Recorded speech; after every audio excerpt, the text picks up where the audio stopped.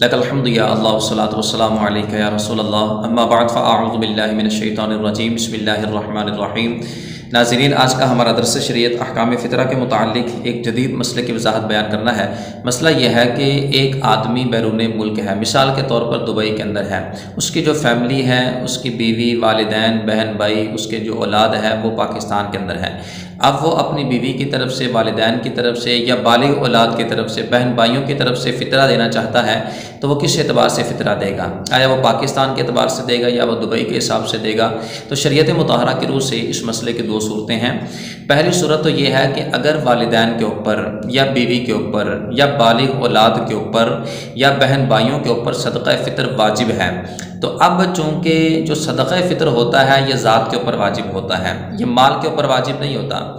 لہٰذا جس کے اوپر واجب ہے وہ جس جگہ ہوں گے اس جگہ کا اعتبار ہوگا، اس کے اعتبار سے فطرانہ ادا کرنا لازم ہوگا۔ اب یہ شخص دبئی کے اندر ہے، یہ اپنے والدین کی طرف سے نکالنا چاہتا ہے کیونکہ اس کے اوپر تو والدین کی طرف سے فطرہ واجب نہیں ہے، بیوی کی طرف سے واجب نہیں ہے،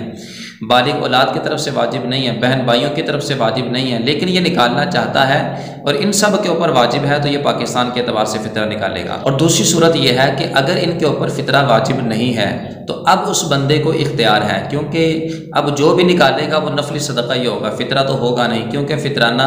واجب اسی صورت میں ہوتا ہے جب اس کی مخصوص شرائط پائی جائیں۔